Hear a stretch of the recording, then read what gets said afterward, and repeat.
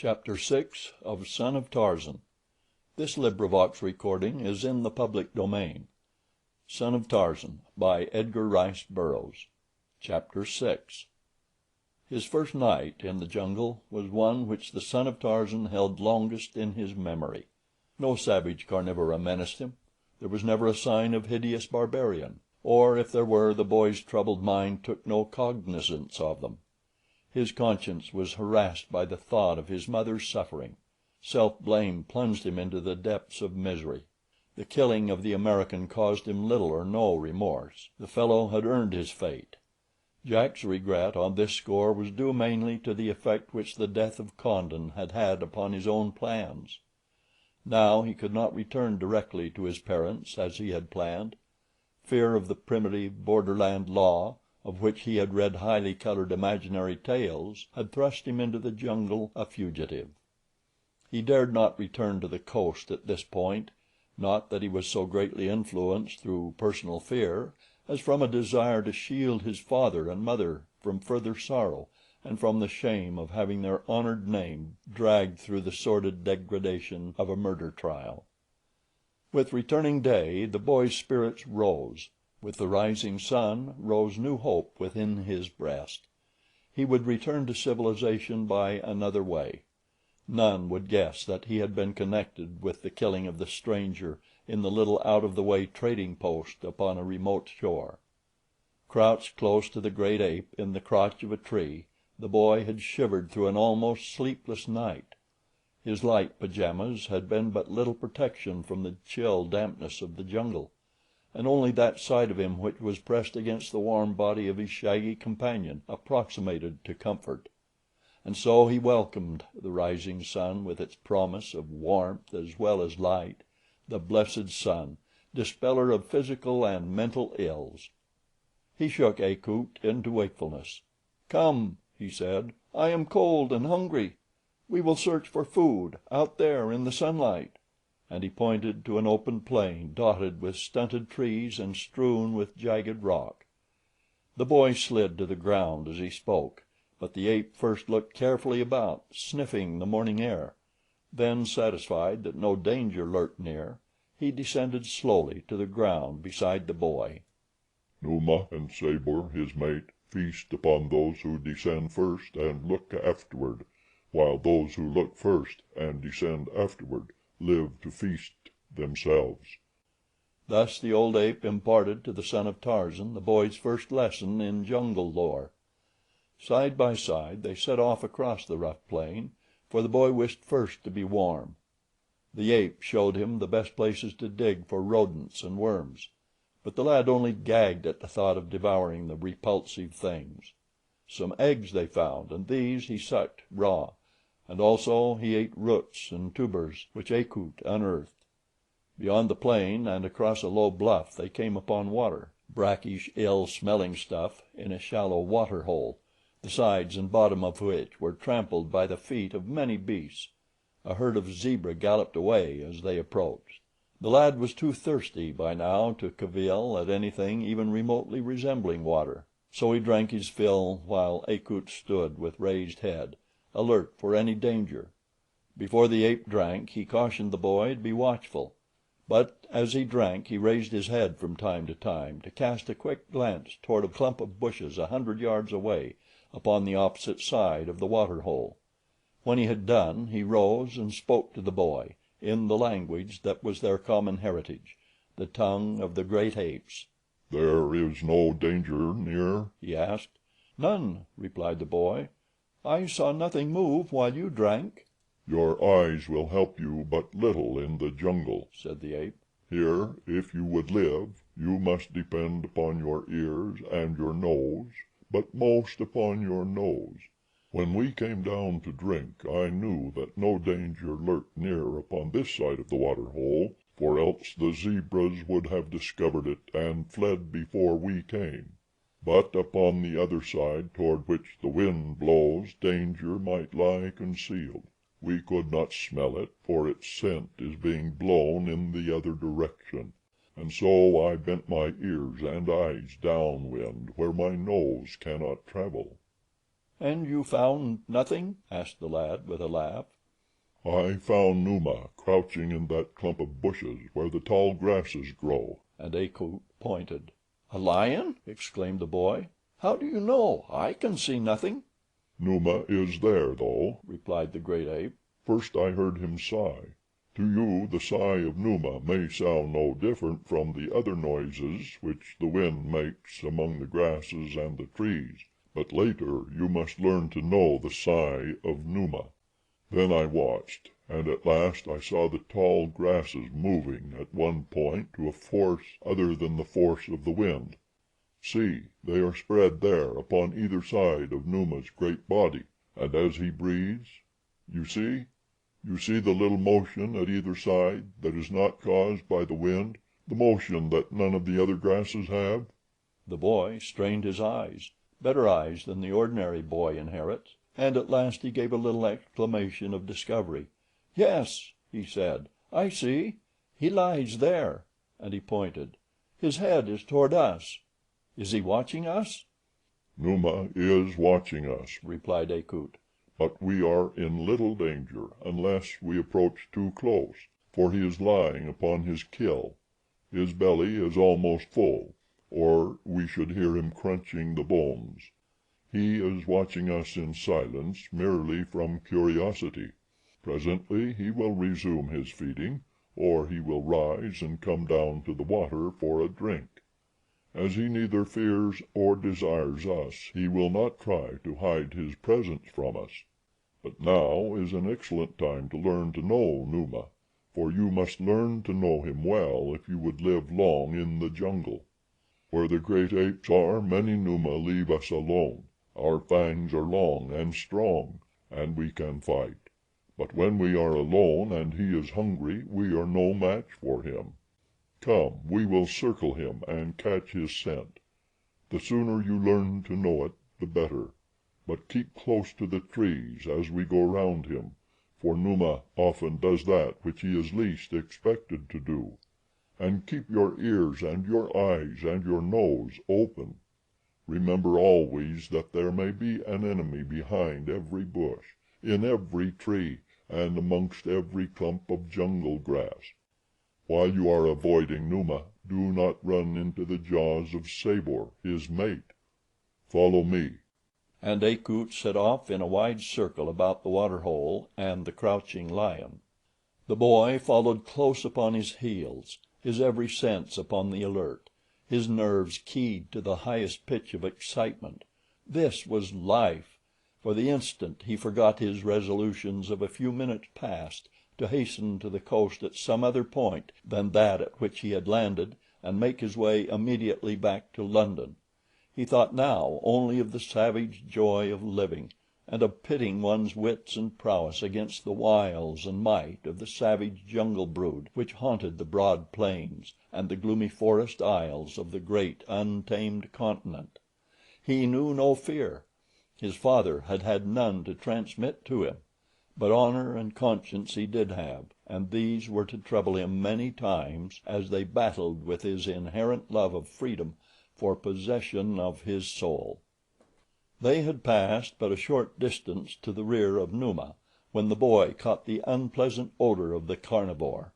His face lighted with a smile. Something told him that he would have known that scent among a myriad of others even if Akut had not told him that a lion lay near. There was a strange familiarity, a weird familiarity in it that made the short hairs rise at the nape of his neck, and brought his upper lip into an involuntary snarl that bared his fighting fangs. There was a sense of stretching of the skin about his ears, for all the world as though those members were flattening back against his skull in preparation for deadly combat. His skin tingled. He was aglow with a pleasurable sensation that he never before had known. He was, upon the instant, another creature, wary, alert, ready. Thus did the scent of Numa the lion transform the boy into a beast. He had never seen a lion. His mother had gone to great pains to prevent it, but he had devoured countless pictures of them, and now he was ravenous to feast his eyes upon the king of beasts in the flesh. As he trailed Akut, he kept an eye cocked over one shoulder, rearward, in the hope that Numa might rise from his kill and reveal himself. Thus it happened that he dropped some little way behind Akut, and the next he knew he was recalled suddenly to a contemplation of other matters than the hidden Numa by a shrill scream of warning from the ape. Turning his eyes quickly in the direction of his companion, the boy saw that, standing in the path directly before him, which sent tremors of excitement racing along every nerve of his body. With body half emerging from a clump of bushes in which she must have lain hidden, stood a sleek and beautiful lioness. Her yellow-green eyes were round and staring, boring straight into the eyes of the boy. Not 10 paces separated them. 20 paces behind the lioness stood the great ape, bellowing instructions to the boy and hurling taunts at the lioness in an evident effort to attract her attention from the lad while he gained the shelter of a near-by tree. But Sabor was not to be diverted. She had her eyes upon the lad. He stood between her and her mate, between her and the kill. It was suspicious. Probably he had ulterior designs upon her lord and master, or upon the fruits of their hunting. A lioness is short-tempered. Akut's bellowing annoyed her. She uttered a little rumbling growl, taking a step toward the boy. "The tree!" screamed Akut. The boy turned and fled, and at the same instant the lioness charged. The tree was but a few paces away. A limb hung 10 feet from the ground, and as the boy leaped for it, the lioness leaped for him. Like a monkey he pulled himself up and to one side. A great forepaw caught him a glancing blow at the hips, just grazing him. One curved talon hooked itself into the waistband of his pajama trousers, ripping them from him as the lioness sped by. Half naked, the lad drew himself to safety as the beast turned and leaped for him once more. Akut, from a nearby tree, jabbered and scolded, calling the lioness all manner of foul names. The boy, patterning his conduct after that of his preceptor, unstoppered the vials of his invective upon the head of the enemy, until, in realization of the futility of words as weapons, he bethought himself of something heavier to hurl. There was nothing but dead twigs and branches at hand, but these he flung at the upturned, snarling face of Sabor, just as his father had before him 20 years ago, when as a boy he too had taunted and tantalized the great cats of the jungle. The lioness fretted about the bole of the tree for a short time, but finally, either realizing the uselessness of her vigil, or prompted by the pangs of hunger, she stalked majestically away and disappeared in the brush that hid her lord, who had not once shown himself during the altercation. Freed from their retreats, Akut and the boy came to the ground to take up their interrupted journey once more. The old ape scolded the lad for his carelessness. "Had you not been so intent upon the lion behind you, you might have discovered the lioness much sooner than you did." "But you passed right by her without seeing her," retorted the boy. Akut was chagrined. "It is thus," he said, "that jungle folk die. We go cautiously for a lifetime, and then, just for an instant, we forget and—" He ground his teeth in mimicry of the crunching of great jaws in flesh. "It is a lesson," he resumed. "You have learned that you may not for too long keep your eyes and your ears and your nose all bent in the same direction." That night the son of Tarzan was colder than he had ever been in all his life. The pajama trousers had not been heavy, but they had been much heavier than nothing. And the next day he roasted in the hot sun, for again their way led much across wide and treeless plains. It was still in the boy's mind to travel to the south and circle back to the coast in search of another outpost of civilization. He had said nothing of this plan to Akut, for he knew that the old ape would look with displeasure upon any suggestion that savored of separation. For a month the two wandered on, the boy learning rapidly the laws of the jungle, his muscles adapting themselves to the new mode of life that had been thrust upon them. The thews of the sire had been transmitted to the son. It needed only the hardening of use to develop them. The lad found that it came quite naturally to him to swing through the trees. Even at great heights he never felt the slightest dizziness, and when he had caught the knack of the swing and the release, he could hurl himself through space from branch to branch with even greater agility than the heavier Akut. And with exposure came a toughening and a hardening of his smooth white skin, browning now beneath the sun and wind. He had removed his pajama jacket one day to bathe in a little stream that was too small to harbor crocodiles, and while he and Akut had been disporting themselves in the cool waters, a monkey had dropped down from the overhanging trees, snatched up the boy's single remaining article of civilized garmenture, and scampered away with it. For a time Jack was angry, but when he had been without the jacket for a short while he began to realize that being half clothed is infinitely more uncomfortable than being entirely naked. Soon he did not miss his clothing in the least, and from that he came to revel in the freedom of his unhampered state. Occasionally a smile would cross his face as he tried to imagine the surprise of his schoolmates could they but see him now. They would envy him. Yes, how they would envy him. He felt sorry for them at such times, and again as he thought of them, amid luxuries and comforts of their English homes, happy with their fathers and mothers, a most uncomfortable lump would arise into the boy's throat, and he would see a vision of his mother's face through a blur of mist that came unbidden to his eyes. Then it was that he urged Akut onward, for now they were headed westward toward the coast. The old ape thought that they were searching for a tribe of his own kind, nor did the boy disabuse his mind of this belief. It would do to tell Akut of his real plans when they had come within sight of civilization. One day, as they were moving slowly along beside a river, they came unexpectedly upon a native village. Some children were playing beside the water. The boy's heart leaped within his breast at sight of them. For over a month he had seen no human being. What if these were naked savages? What if their skins were black? Were they not creatures fashioned in the mold of their Maker, as was he? They were his brothers and sisters. He started toward them. With a low warning, Akut laid a hand upon his arm to hold him back. The boy shook himself free, and with a shout of greeting ran forward toward the ebon players. The sound of his voice brought every head erect. Wide eyes viewed him for an instant, and then with screams of terror the children turned and fled toward the village. At their heels ran their mothers, and from the village gate, in response to the alarm, came a score of warriors, hastily snatched spears and shields ready in their hands. At sight of the consternation he had wrought, the boy halted. The glad smile faded from his face, as with wild shouts and menacing gestures the warriors ran toward him. Akut was calling to him from behind to turn and flee, telling him that the blacks would kill him. For a moment he stood watching them coming. Then he raised his hand with the palm toward them in a signal for them to halt, calling out at the same time that he came as a friend, that he had only wanted to play with their children. Of course they did not understand a word that he addressed to them, and their answer was what any naked creature who had run suddenly out of the jungle upon their women and children might have expected, a shower of spears. The missiles struck all about the boy, but none touched him.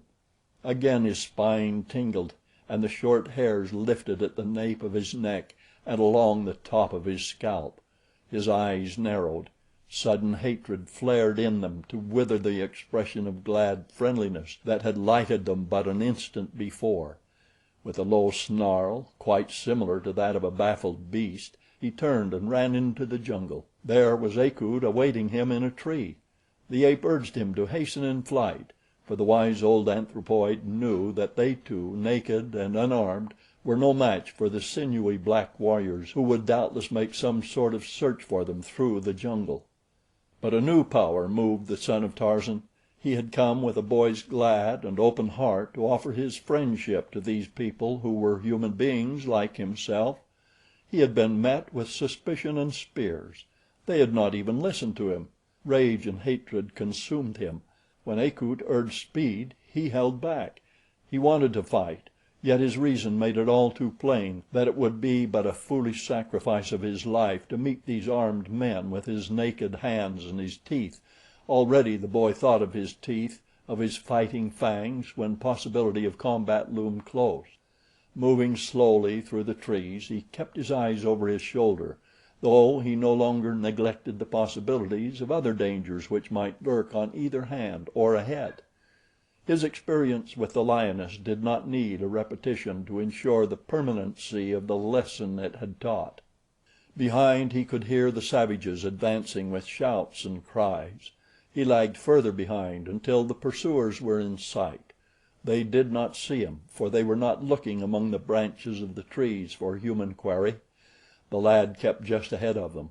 For a mile, perhaps, they continued the search, and then they turned back toward the village. Here was the boy's opportunity, that for which he had been waiting, while the hot blood of revenge coursed through his veins until he saw his pursuers through a scarlet haze. When they turned back, he turned and followed them. Akut was no longer in sight. Thinking that the boy followed, he had gone on further ahead. He had no wish to tempt fate within range of those deadly spears. Slinking silently from tree to tree, the boy dogged the footsteps of the returning warriors. At last one dropped behind his fellows as they followed a narrow path toward the village. A grim smile lit the lad's face. Swiftly he hurried forward until he moved almost above the unconscious black, stalking him as Sheeta, the panther, stalked his prey, as the boy had seen Sheeta do on many occasions. Suddenly and silently he leaped forward and downward upon the broad shoulders of his prey. In the instant of contact his fingers sought and found the man's throat. The weight of the boy's body hurled the black heavily to the ground, the knees in his back knocking the breath from him as he struck. Then a set of strong white teeth fastened themselves in his neck, and muscular fingers closed tighter upon his windpipe. For a time the warrior struggled frantically, throwing himself about in an effort to dislodge his antagonist, but all the while he was weakening, and all the while the grim and silent thing he could not see clung tenaciously to him and dragged him slowly into the bush to one side of the trail. Hidden there at last, safe from the prying eyes of searchers should they miss their fellow and return for him, the lad choked the life from the body of his victim. At last he knew by the sudden struggle, followed by limp relaxation, that the warrior was dead. Then a strange desire seized him. His whole being quivered and thrilled. Involuntarily he leaped to his feet and placed one foot upon the body of his kill. His chest expanded. He raised his face toward the heavens and opened his mouth to voice a strange, weird cry that seemed screaming within him for outward expression.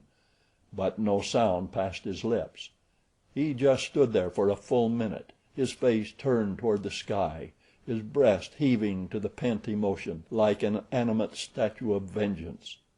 The silence which marked the first great kill of the son of Tarzan was to typify all his future kills, just as the hideous victory cry of the bull ape had marked the kills of his mighty sire. End of chapter 6.